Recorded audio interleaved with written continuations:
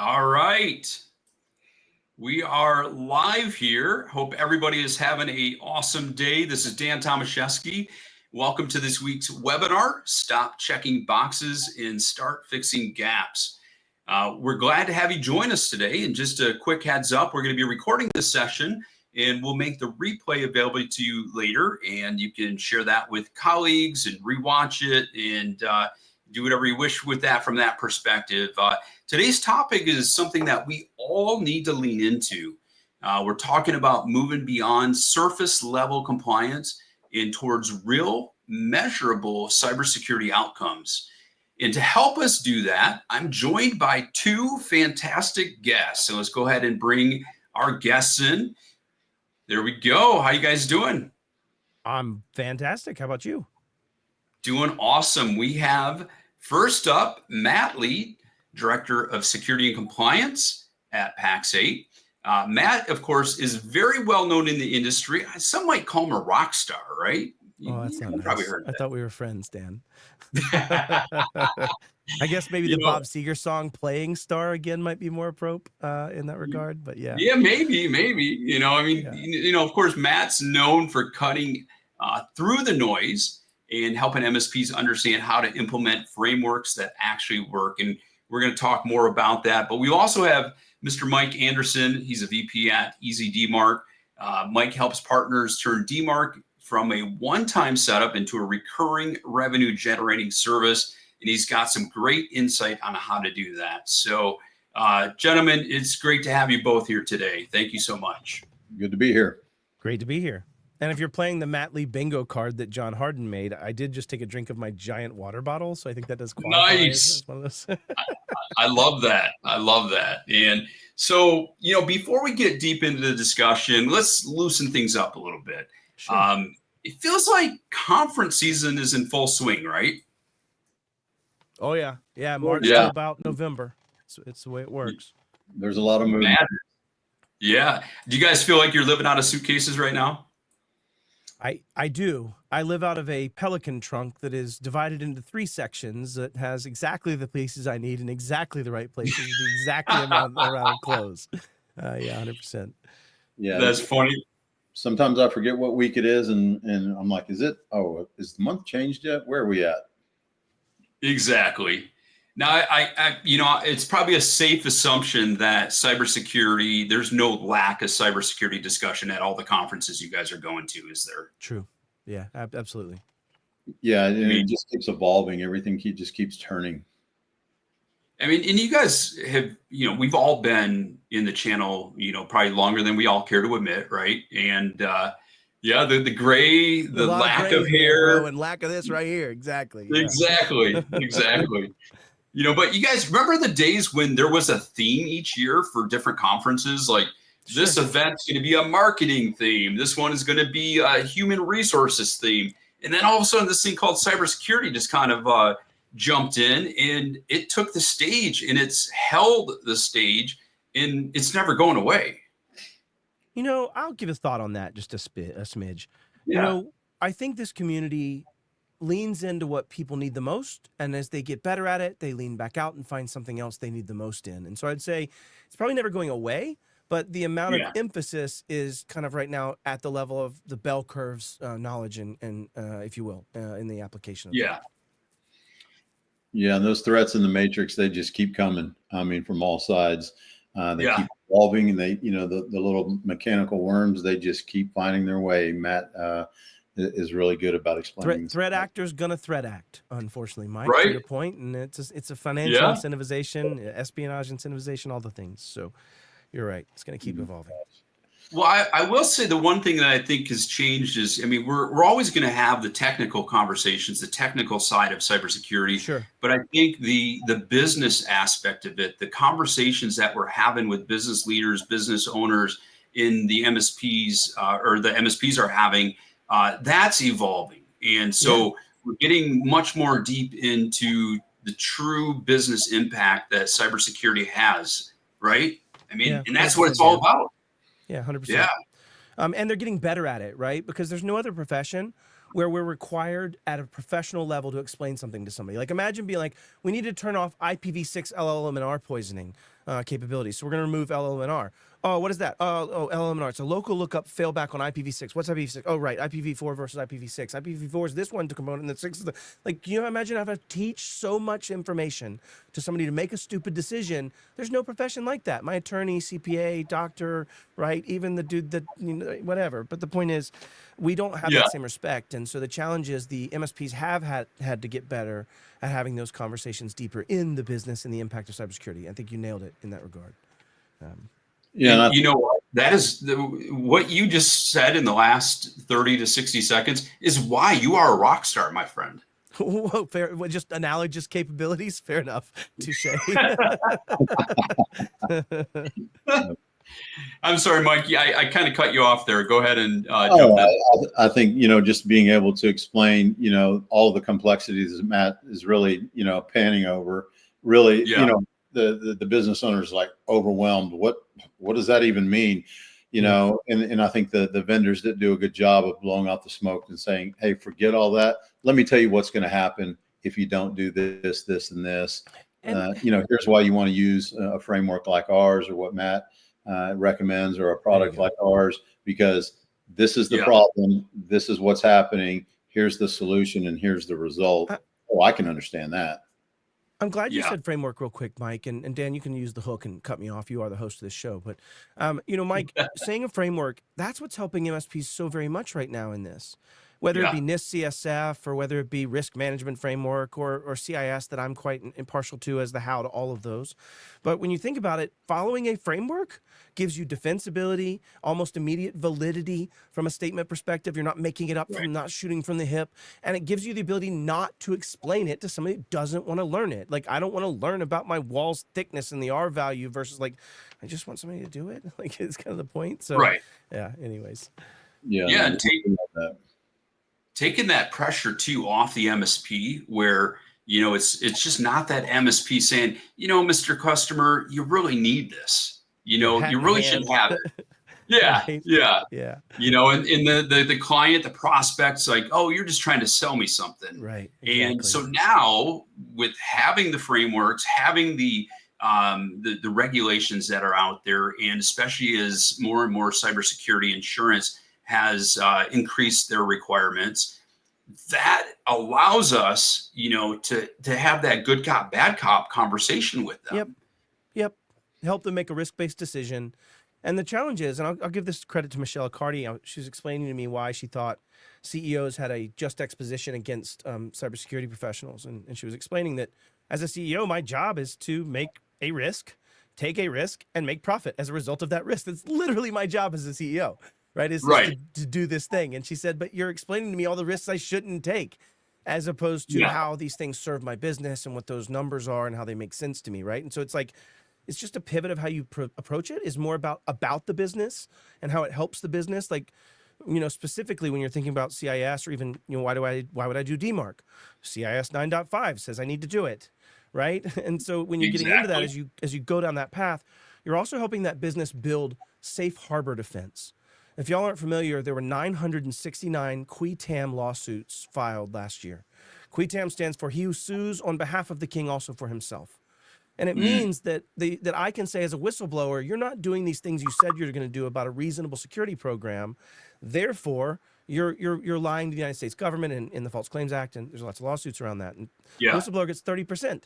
So this is about protections and active safe harbor defenses that, like in Ohio and Tennessee and all of those, that are available if you're just following frameworks, right? So it's this very simple business argument of protection and carrot and stick for both of those in that regard. Let alone insurance, like you mentioned. So, sorry, Dan.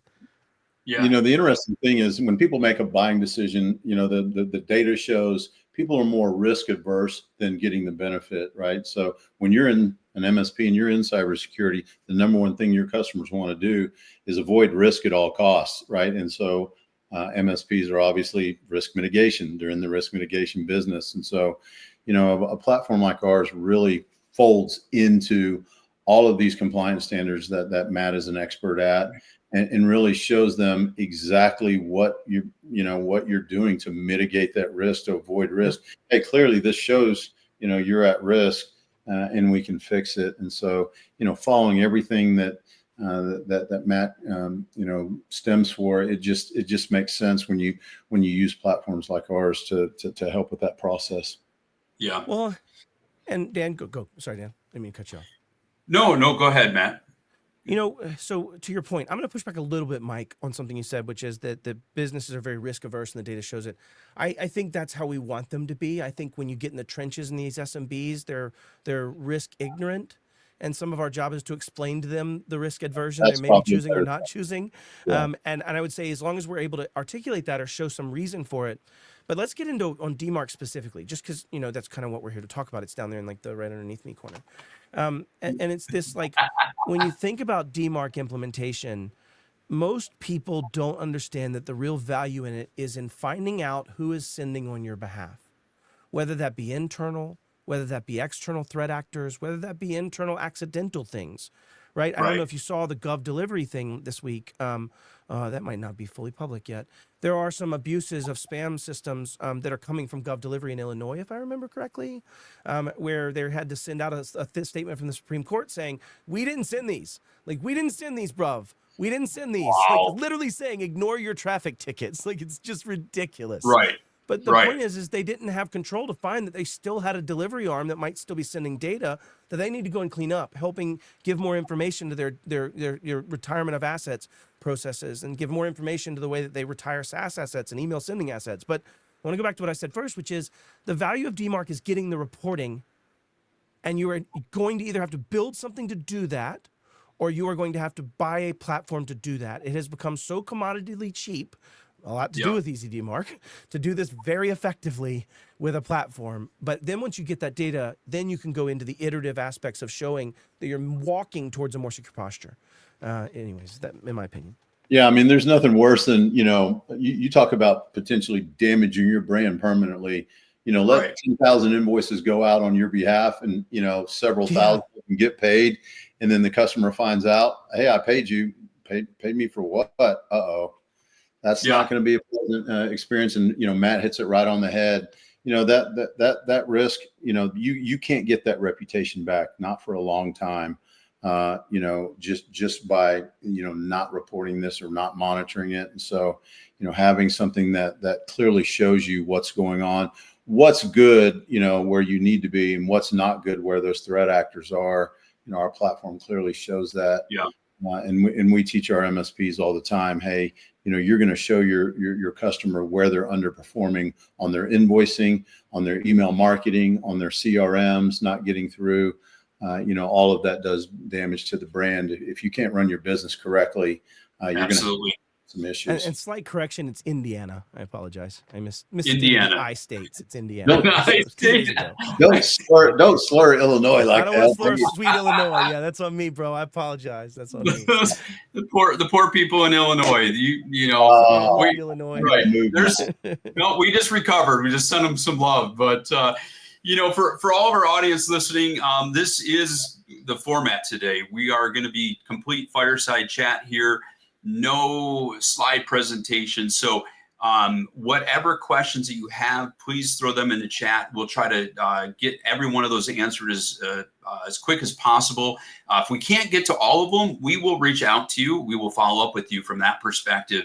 So definitely drop those questions in. And let's get started with one of our first questions here.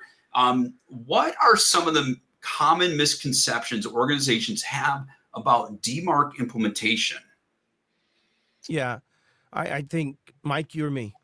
I can start off. Number one, we hear all the time, MSPs go, well, we use Microsoft 365. I put my DMARC record in Microsoft 365, the SPF settings. We're all set. We don't need your platform. Like, the one thing you send mail on with no collection of evidence, with no knowing who's sending on you, or what the actual delivery reports are, or how that plays out, or how the standards are changing, or how I need to respond to my SPF record that's huge. Or how God. You right, Mike. That's all you've got to do. No, that's it. I don't know what it is. I don't know. It's arrogance, or I hate to say ignorance, but it's one of the two. And then I ask them, well, what are you doing about your 20 different sending sources? And they go, what do you mean? Your marketing platforms, your CRMs. I already know they don't know what they're doing. So Matt hit it right on the head. But let's go to the real thing here is there's a reason why MSPs exist. And it's to take care of these things. Yep. And to go to their clients and say, we are here to take care of this for you, and we are here working for you, but you need to have us in place, because the complexities that we're talking about are mind-numbing. They're mind-numbing, right?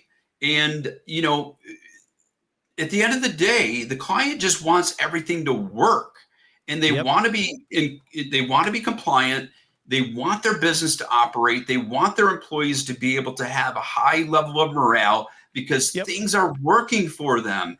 And because there's nothing worse than not being able to get your job done, or you just put all this time, energy, and money into something, and it fell apart, right? And that's what happens when you don't have your emails delivered, especially, and we hear this all the time. My invoicing's not going through. We're getting slow paid. Well, is your DMARC in place? What can do you mean? even tell if mail was delivered? Like, do you have any reported Right. deliverability? Like, I loved showing my marketing manager, and you know who she is, Dan, at this time. And I would show her, hey, your mail got delivered. They didn't click. It's not landing. Like, it's so much better to have that data for the business. Even, let's take egos aside. Knowing that it's not getting clicked because it's not good enough is far better than going, oh, it wasn't getting delivered. I didn't know that, right? And so it's better to know, so you can have that data and understand, is it getting delivered, and are they clicking on it? Is it valuable to them? So definitely. The funny thing is, DMARC has been around over a dozen years, and it was designed to prevent spoofing, as we all know, right? But the adoption rate was tiny. But boy, when the service providers made it mandatory, and now your email doesn't deliver, it's an emergency. My email's not going to deliver. Not the fact that I'm about to get ripped off for the tune of $130,000. Don't worry about that. My email's not going through. Well, I mean, this is a prime business case where you got a marketing department that's pouring their heart and soul and all their talent into putting together a marketing campaign that's going to drive results for the organization. And they may have gone through some proof of concepts, and the final copy that they're putting out there is so rock solid. It's going to drive new revenue for them. It's going to allow them to communicate about a launch within their organization. But the end users, the recipients, never get it. Yeah. It's like, why waste all that effort? You're getting to the last mile and failing. Like, that's terrible. It's dying in front of the finish line. That's horrible. It's time, money, and effort right out the window. You just, if you guys don't mind, can I tackle kind of the spirit of this, the stop checking boxes and start fixing gaps, and what my thoughts are on that real quick, if everybody's all right? Absolutely. Absolutely. I also very quickly will just tackle Andrew Payne's question. He said, hey, other than the DoD, are there any other government agencies that have a whistleblower program? Whistleblower programs are more specific to the False Claims Act and extensibility of the False Claims Act, which applies to a lot of stuff, HIPAA, other things. Look up the Civil Cyber Fraud Initiative of 2021 that's still ongoing. Okay, so the spirit of stop checking boxes versus fixing gaps. What is a gap?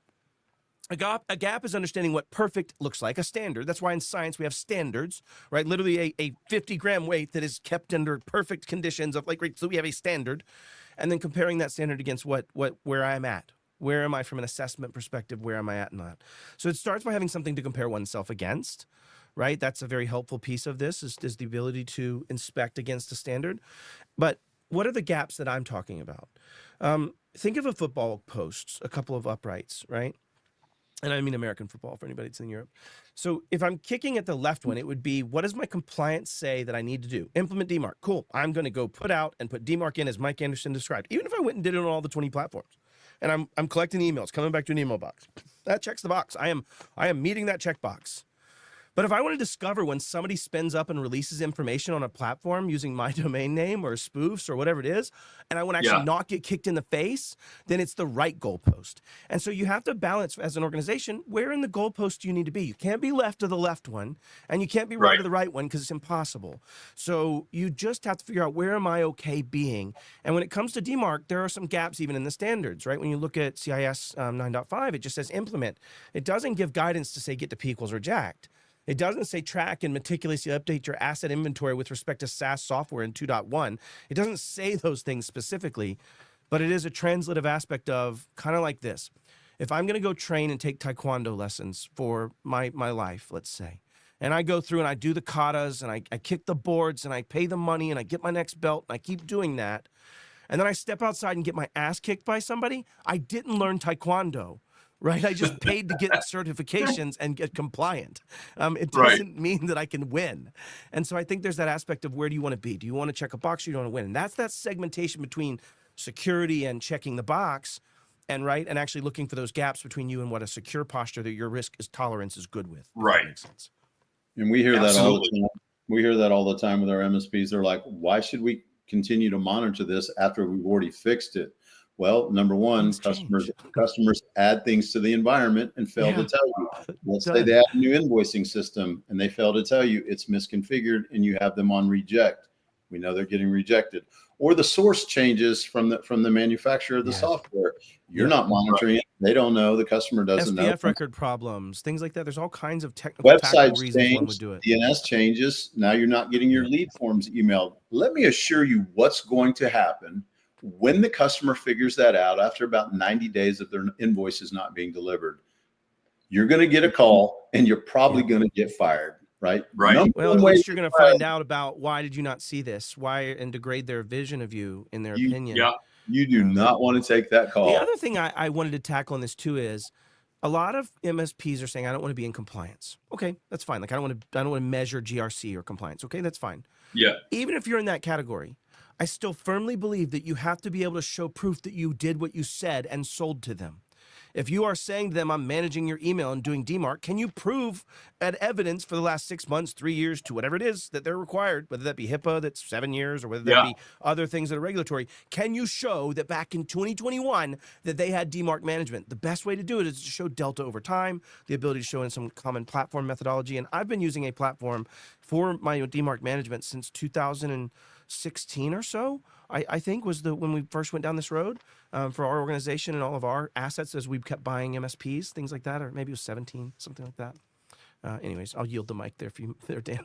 No, I mean, it shows, clearly what's going on, and you've got the reporting, the audit trails, you've got everything you need to check those boxes to make sure. And, I've literally heard that story a dozen times. Hey man, my customer added a new source. We didn't know, we weren't watching. And we got that call. I'm like, how'd that work out? They're like, not too good. I don't ever want to take that call again.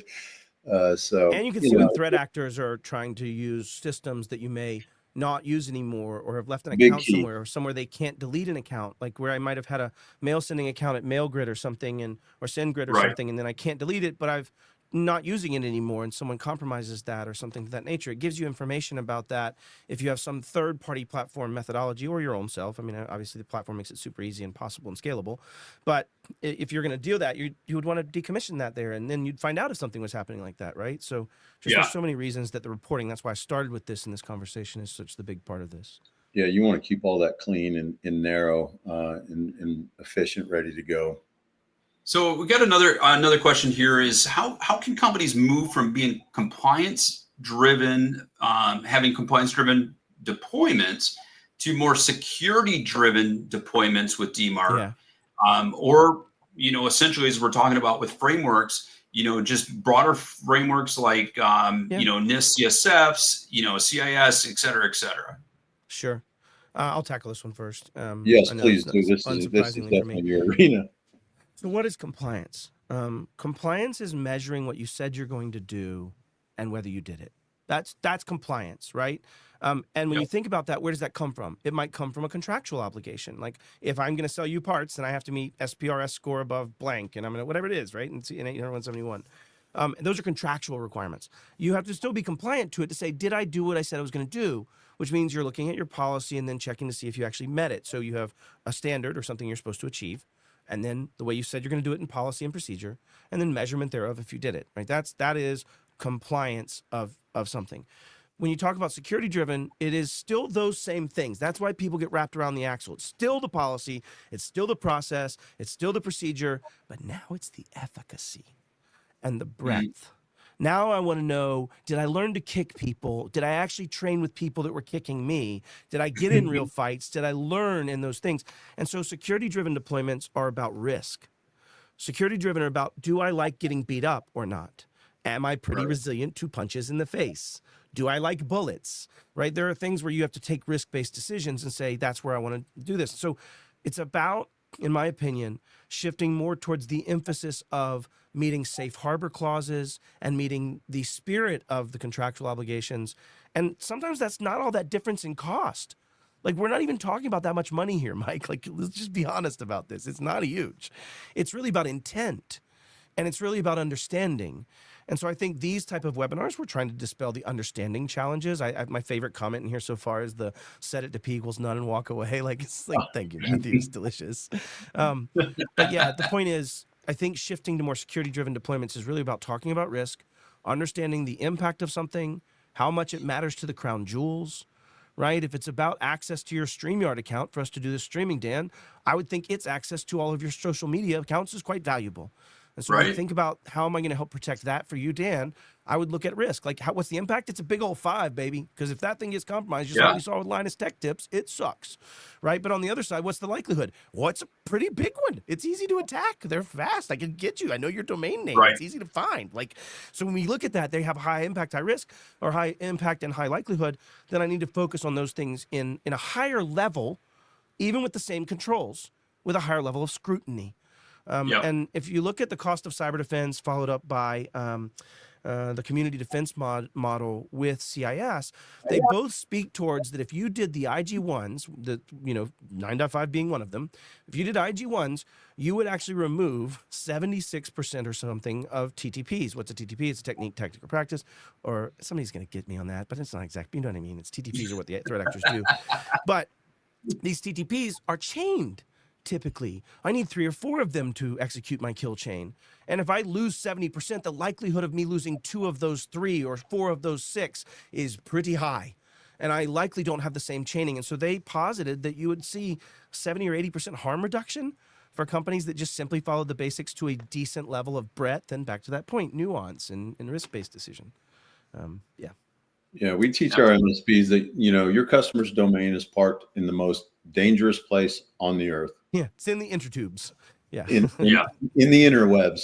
And it has no security, basic security, except for what you put on it. Now, when you put a policy of P equals none, you're technically could be compliant, like Matt said, but you're not secure. Good stuff. Living in the worst section of any town or any city that you can think of, having your front door, but not locking it. Eventually, somebody's going to find it unlocked, and they're going to open it and go in and get it. And so that's the difference going to the P equals none to P equals reject, where you're secure. But you can't do that until you've gone through all the processes that Matt talks about. Yeah, or you'll just shoot yourself in the foot. Every single box, or you'll put your business in a dead stall. No email will go out. But once you get everything compliant, then you can lock the door, put your policy on reject, and lock it. And now you have good change management controls that you can build in. And now you can show why you added a thing. And now you can say, hey, marketing, if you want your mail delivery, you're going to have to let us know before you roll out this platform so we can apply SSO and we can do the other things we need to do to it as well, right? So it helps you increase your overall posture from a security perspective as well. And going to the set it to P equals none and call it a day. I mean, let's go back over to, let's go back over to the set it and forget it, that mindset, right? Because again, the set it and forget it is calling it a checkbox, right? I'm done, hands off, let me move on. And the thing is, we can live in a business with high profit margins if we're doing things the right way. But if we're just trying to just click a checkbox and we just move forward, things are going to go awry and our costs are going to go up and skyrocket, and we're going to get fired from that account. We're going to ruin our reputation. So with that being said, why is it that set it and forget it mindset is so dangerous when it comes to email authentication, or really any kind of email security safeguard? I would reference it right back to all what Dan said. He seemed pretty smart in that answer. So I would say, good. Those are most of it. The other thing is, when you think about set it and forget it, security is not static, right? Warfare is not static. It changes over time. Right. And when you think about traditional warfare in the 5 domains, at first it was just one domain we shot on land. And then eventually it was like we had this air thing and sea and these other things, and now we have all these domains and now space and all that, and then now information warfare and all these other aspects. So when you think about it, things always change. And so if you think something is going to be static and leave it alone and you don't re-review it, it's just going to punch you in the face. And I don't mean that specifically about DMARC, but I also do. I also mean that about almost everything. In CIS, there's a non-zero number of times that in that safeguard set, they say, comma space, or when significant business changes occur that cause a change to this safeguard, like maybe adding another marketing platform or maybe, right? And so they put in these caveats to make practitioners be practitioners. And to understand that there's not a static view of this. And that's a lot of the failings of SOC 2s, right? Is this static approach, in my opinion, of how we looked at our controls and the breadth of it versus some always kind of increasing set of maturity models that exist. Like I'm part of CompTIA Trustmark, and Mike 9.5 is part of that from an asset management perspective, of saying that, hey, we need to see where you are today, and next year I want to see that you've improved. Maybe next year you show me that you got your DMARC timing for P equals reject and adding change management down to 2 weeks or 1 day or 4 hours or whatever it is. And you can show this improvement over time. You're more automated, more things are tied in. You're now going in, anyways, all those things. So for me, set it and forget it means that you've statically accepted that you're at the level of posture you need to be at. To make this even more dumb and hyperbolous, that's like saying, I'm on XP, we're good. Like at some point, that's a stupid statement. I don't know where that crossover was, but it was about 15 years ago, probably. Maybe I'm dating myself, but and let's face it, everything that we do in our business is complex and I mean, dynamic. It's complex and it's changing. You know, we can't even say on an hour by hour basis. It's changing on a second by second basis. And if we don't want to be in a business that's so complex, go buy a car wash, car in, car out, car in, car out, right? I mean, we have chosen to get into this industry, you know, for many reasons, but the beauty of what we're doing is that we are constantly having to change and adapt, and our clients understand that. And if they don't, we're not having the right conversations with them.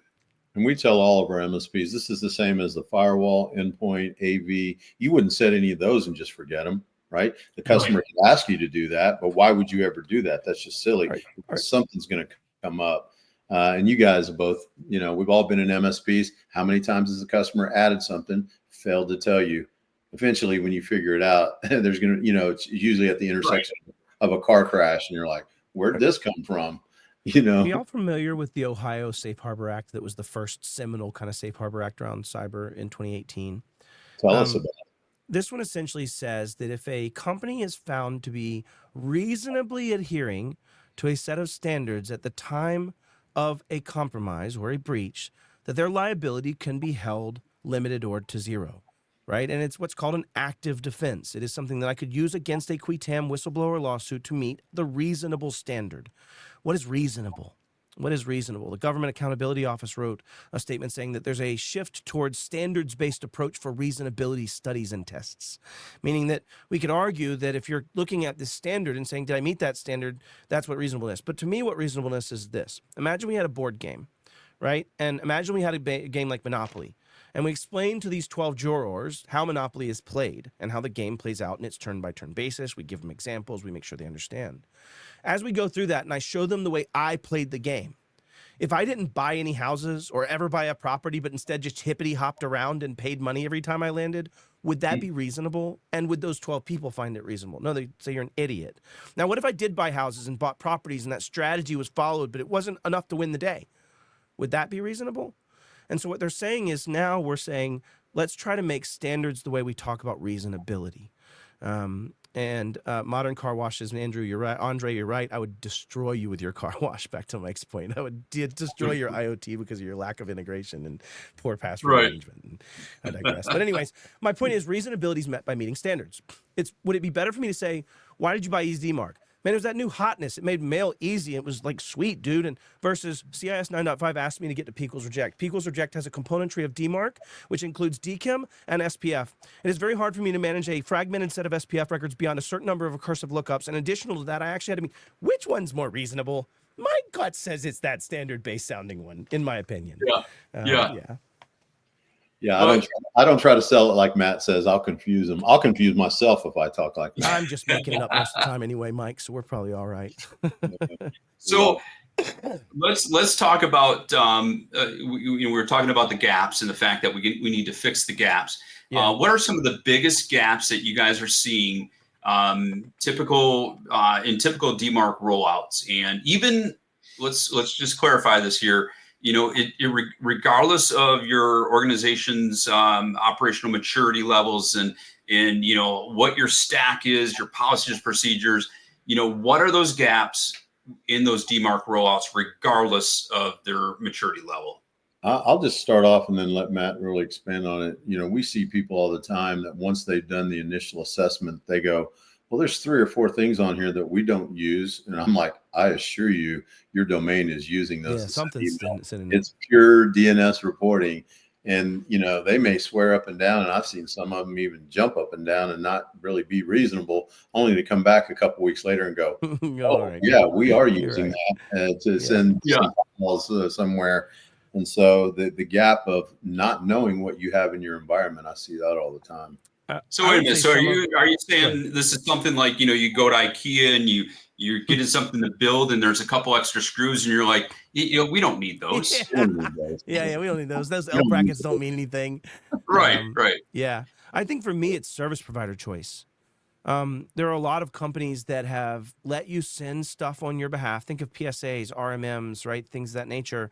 And they use some shared MailGrid account or SendGrid account, or I'm making up a name. I know SendGrid's real, but the point being is they use some shared account and they don't let you inject DKIM keys and record locator or locators for your DNS. Like having that choice as a vendor, or being forced into that choice as a vendor and not being able to apply enough pressure, means that they don't get to that state because they're just stuck trying to get that one service to where they can actually authenticate it with DKIM or the SPF, some crazy gobbledygook, which mostly is solved by platforms that do instantaneous flattening or something of that nature.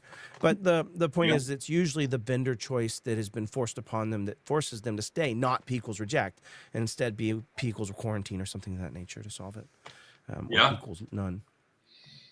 Yeah, we see a lot of reason around that. Those third-party senders on behalf of the second-party sender, SendGrid using or ConnectWise one key or something. Like, we don't use SendGrid. Yeah. Use ConnectWise. I'm like, I assure you, you're using SendGrid. I don't name names here, Mike. I don't say product company names in that sitch. Right.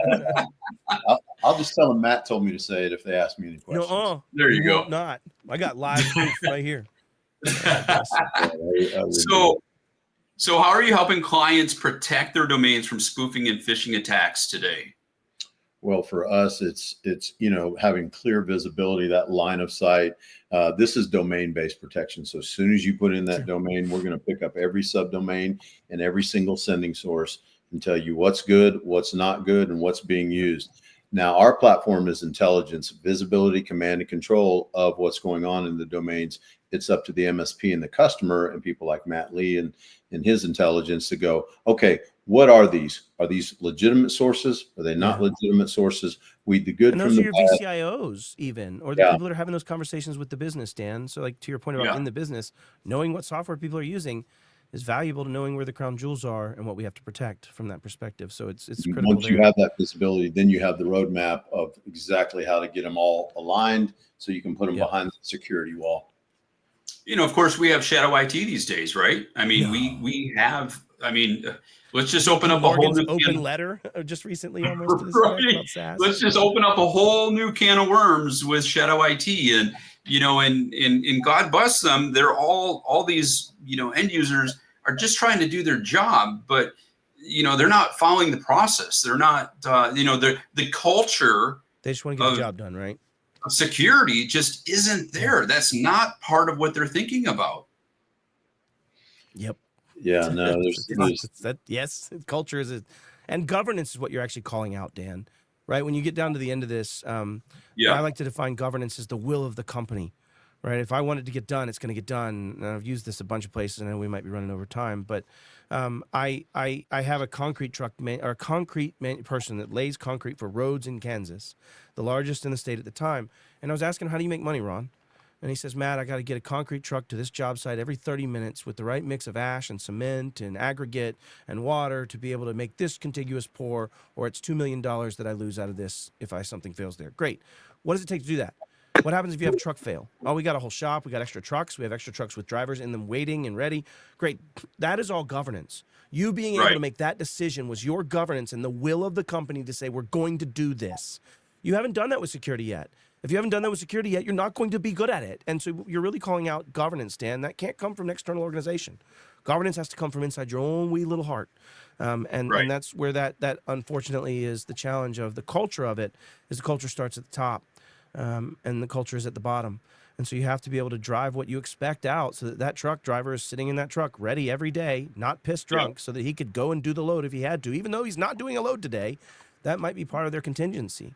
And when it comes to their Kimball all-track system that they were running, they didn't have redundancies and failovers. And I was able to have that conversation with Ron to go, you're doing it everywhere else, you're just ignoring it here.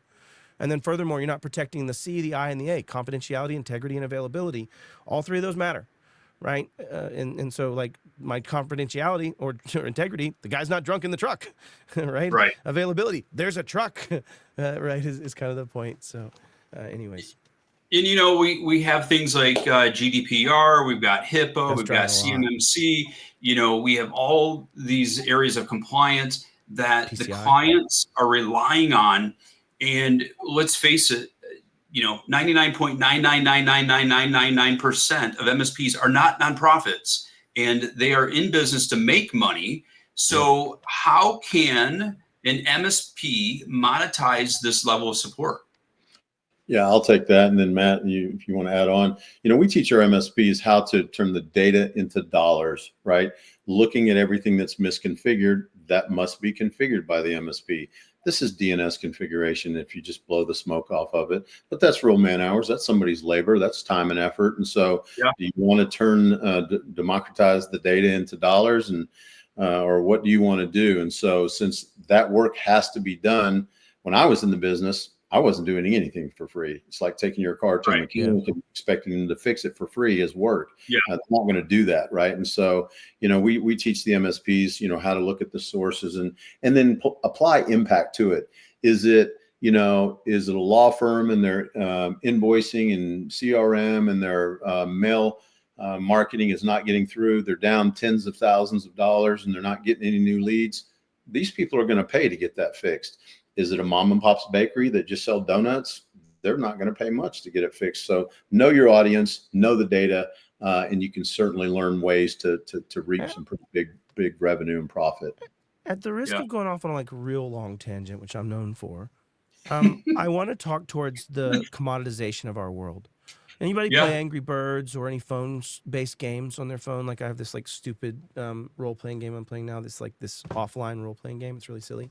But anyways, you got anything there? How many times you had to call support for Angry Birds to fire up Angry Birds? Or is just Angry Birds just kind of Angry Birds? Like you just do itself. I got to launch it and it's fine. It works. And so the point is there's this, Microsoft 365 by comparison to an Exchange server. Holy God, what a difference of the work, right? And now with things becoming significantly application programming interface centric or API centric, plus RPA, robotic process automation centrism, the ability to automate expectations to do exactly what you want them to do in an order and a pattern in a way that you want to do it to control the experience.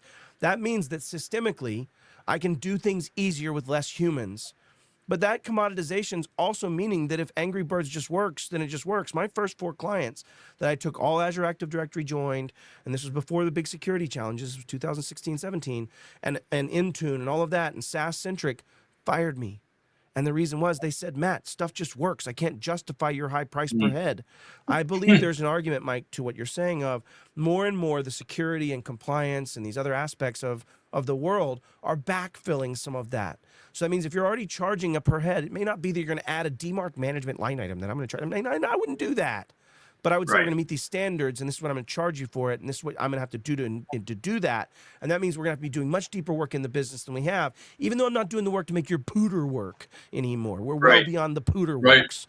So now we're at a status of, can I make you better than your competitor with the same damn tools? Can I make you win the hockey game as if you were the Leafs? They didn't win last night, did they?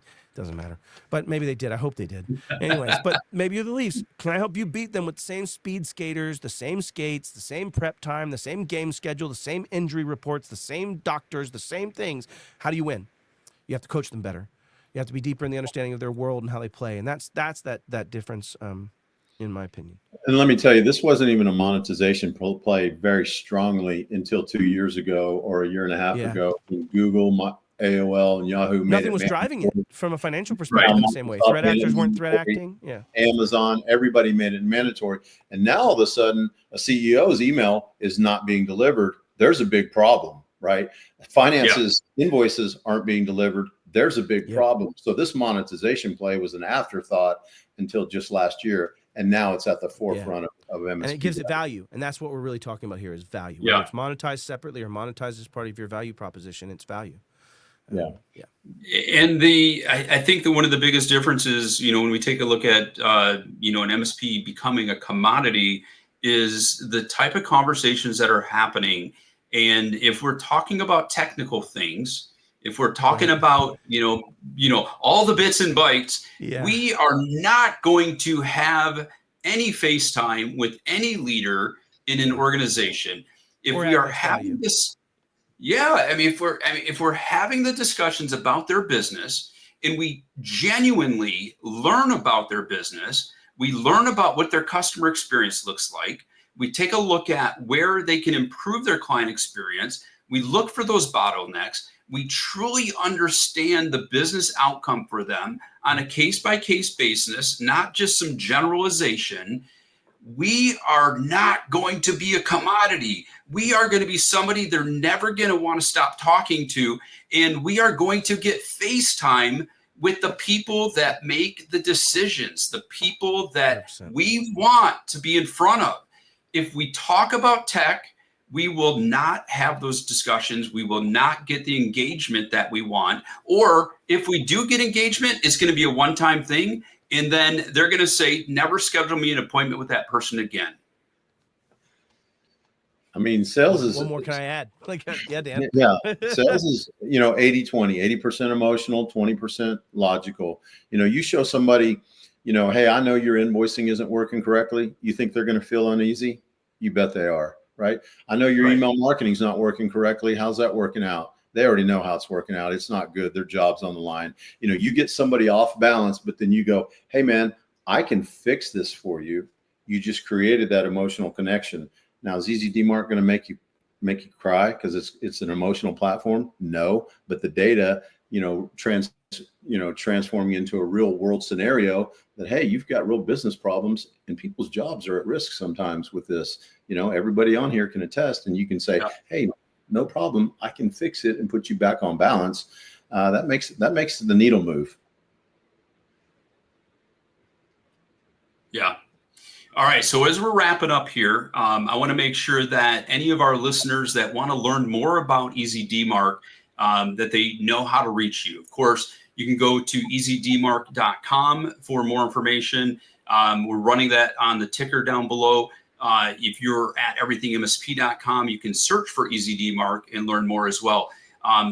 Any parting words let's start with Mike, some parting words. Easy DMARC for MSPs. We make it easy. And don't forget to look for Matt Lee at the conference coming up soon. There we go. Matt, parting words. I would just say that what I've been as a thematic statement this year is it's time as an MSP to make a decision to move forward or not. And I think you're going to find it increasingly difficult if you're not finding and following standards and moving forward with them, whichever they are. Don't have to be CIS, but and the standards-based approach gives you authority and helps you backfill commoditization and make you more effective at reducing harm for these organizations and yourself. So, excellent. Well said. Well, with that being said, I do want to throw a quick plug out there. PAX 8 Beyond 25 is coming up June 8th through 10th in Denver, Colorado. Looking forward to that. And tons of great education, a lot of great vendors. We know Easy DMARC is going to be there as well. And Everything MSP will be there doing podcasting. So we'd love to meet you. definitely reach out and come up and see us. With that being said, I want to thank everybody. I want to thank, first off, Matt and Mike. Thank you so much for all of your time and your knowledge. I want to thank all of our audience for being here. It's greatly appreciated. This recording will be available soon, and so you'll be able to access that. And with that being said, until next time, stay secure, stay sharp, and thanks for being part of Everything MSP. Take care, everybody.